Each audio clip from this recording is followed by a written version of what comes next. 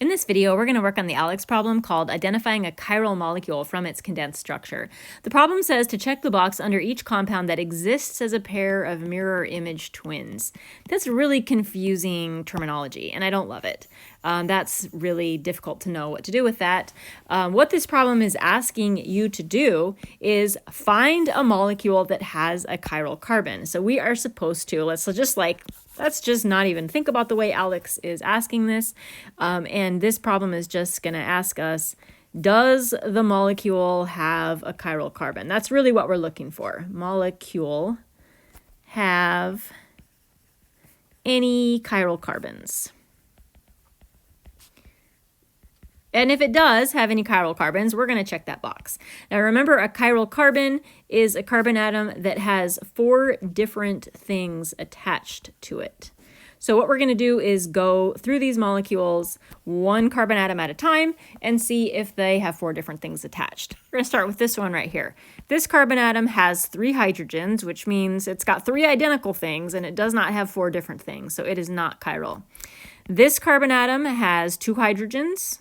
Not chiral. This carbon atom only has 1 hydrogen atom. It might be chiral. This carbon atom has 2 hydrogens. Not chiral. So right off the bat, I've eliminated all but 1 carbon atom. This carbon atom right here is the only one that could possibly be chiral. This carbon atom has attached to it a hydrogen, an OH, a CH2CH3, and a CH2OH. So this carbon atom has 4 different things, and that means that it is chiral, and that means that, yes, we're going to check that box for ALEKS. It's a chiral molecule. That's all we have to do here. Let's look at this problem. Go through the carbon atoms one at a time. This is a CH3, it's not chiral. This is a CH3, it's not chiral. This is a CH2, not chiral. CH3, not chiral. We've got it narrowed down to just 2 possible carbon atoms based on what we can see, because I've written over a lot of this. So this one, or this one maybe are chiral. Let's analyze those 2 carbon atoms a little closer. This carbon atom has 2 CH3 groups, which means it has 2 identical things. It does not have 4 different things. That one is not chiral. This carbon atom has an OH group, a hydrogen, a methyl, and all of this stuff out here. So this carbon atom is chiral, and we're going to check this box. Yes. Look at this molecule down here. We have a CH2. We've got a, I don't know why I skipped this one. This carbon atom has 2 OHs, so it is not chiral. It's got 2 of the same thing.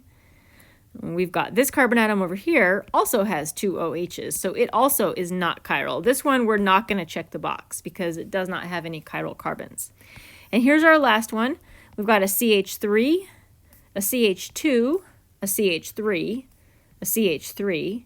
Our only possibilities are these 2 guys right here.